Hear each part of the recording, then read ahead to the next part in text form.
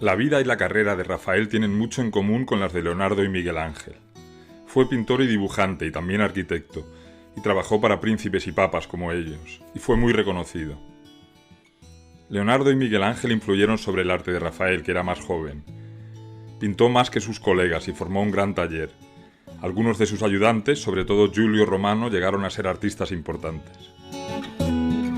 Este cuadro de la Virgen y el Niño es de hacia 1505, cuando Rafael tenía unos 22 años.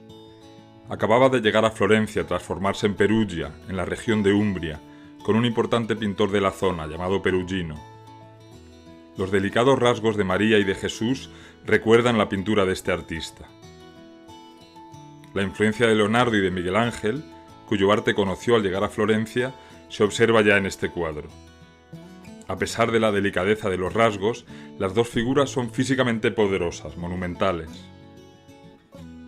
Las figuras forman un grupo muy compacto, con forma de triángulo o de pirámide. Rafael tomó esta disposición de las figuras de Leonardo.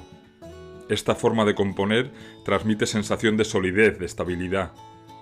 El hecho de que esto se valorase tiene que ver con el optimismo de la época. El uso de la luz para suavizar los contornos que vemos en el cuadro también procede de Leonardo.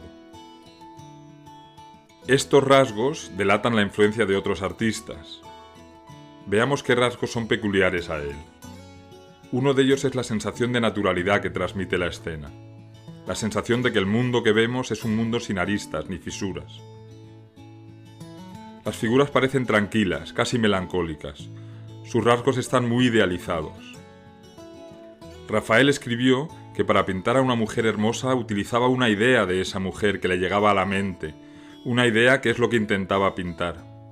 Pensar en palabras que puedan describir esa idea de Rafael, el mundo ideal que vemos en sus cuadros. A mí me vienen a la mente palabras como calma, reserva, elegancia, cuidado. Nada es excesivo en el cuadro. Giorgio Vasari, un pintor renacentista conocido sobre todo por ser el escritor más importante de la época sobre pintura, hablaba de la cálida sencillez de las figuras de Rafael. Otro de los rasgos importantes de este cuadro es el equilibrio de la composición, que es muy típico del artista.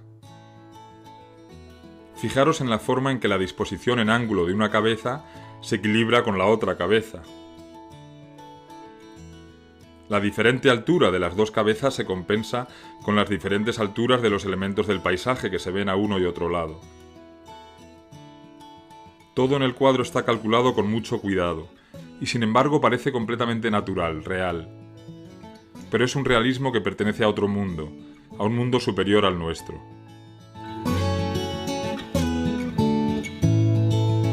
Unos 3 años después de llegar a Florencia, en 1508, Rafael fue llamado a Roma por el Papa Julio II, el mismo papa para quien trabajó también Miguel Ángel. En Roma pasó los 12 últimos años de su vida. Recibió los puestos más elevados que había para un artista, entre ellos el de arquitecto de la Basílica de San Pedro y el de inspector de antigüedades de la ciudad, con el cometido de estudiar y de hacer un mapa de los restos de la antigua Roma. Al poco de llegar recibió el encargo de pintar unos murales en la sección del Palacio del Vaticano que el Papa usaba como biblioteca privada. Esta es una de las escenas que pintó. Se conoce con el término italiano de la disputa, que quiere decir disputa o discusión. Las figuras son de tamaño algo menor que el natural. Enfrente de este cuadro hay otro similar, y el techo también está pintado. El efecto de esta escena, cuando se ve al natural, es mucho más imponente que en esta foto. Lo que vemos en la escena son grupos de figuras que contemplan y debaten sobre el misterio de la Eucaristía. Este era un asunto de gran importancia para la Iglesia de Roma, que afirmaba que Cristo está milagrosamente presente en la Eucaristía en el momento de su consagración por un sacerdote. Esta creencia deriva de las palabras pronunciadas por Cristo durante la última cena, cuando tomó el pan y dijo: «Este es mi cuerpo». Sobre un altar vemos la Eucaristía dentro de una custodia. A ambos lados del altar, grupos de personas discuten.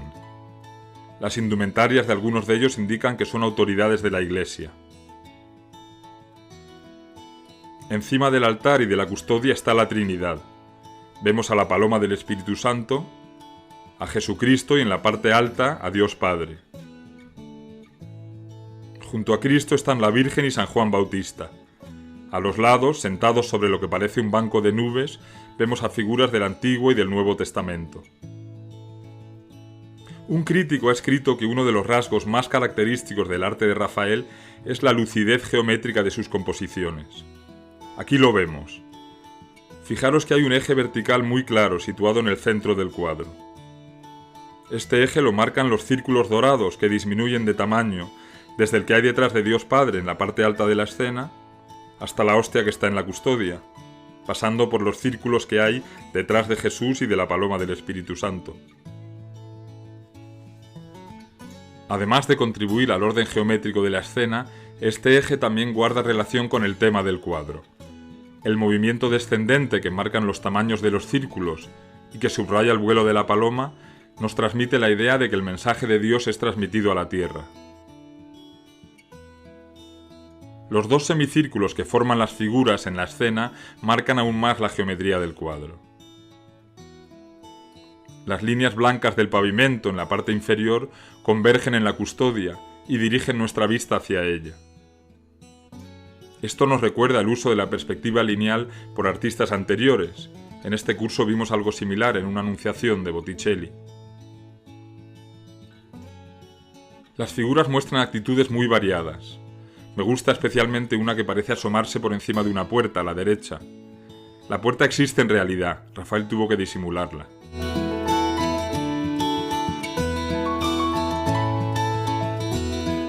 Se conocen unos 40 dibujos de Rafael hechos en preparación para este gran fresco, y debió de hacer muchos más. Este que veis en pantalla muestra unas figuras que finalmente el pintor no incorporó a la escena tal y como las vemos aquí. El método más habitual en esta época para pintar consistía en realizar pequeños dibujos de todo lo que se iba a incluir en el cuadro. Cuando el pintor había dibujado a su satisfacción todo lo necesario, hacía otros dibujos mayores, del tamaño que iban a tener las figuras y otros elementos en el cuadro. Estos dibujos se usaban para transferir la composición al muro, calcándolos o con algún otro método. Esta forma de trabajar cambiaría con el tiempo y los cuadros se harían de forma más espontánea. En este dibujo vemos una de las cualidades más admiradas de Rafael, su calidad como dibujante. En esa época se dibujaba con plumas de ave. La tinta se ha vuelto más marrón con el paso del tiempo. Originalmente su color se acercaría más al negro. Fijaros que bajo la ropa del hombre que está en primer plano se ve su anatomía. Esto se debe a que Rafael y sus contemporáneos pensaban que para pintar bien un cuerpo vestido, antes había que dibujarlo desnudo. Solo así se podía saber cómo caería la ropa sobre él. Muy pocos artistas en toda la historia del arte europeo han hecho dibujos de la calidad de este.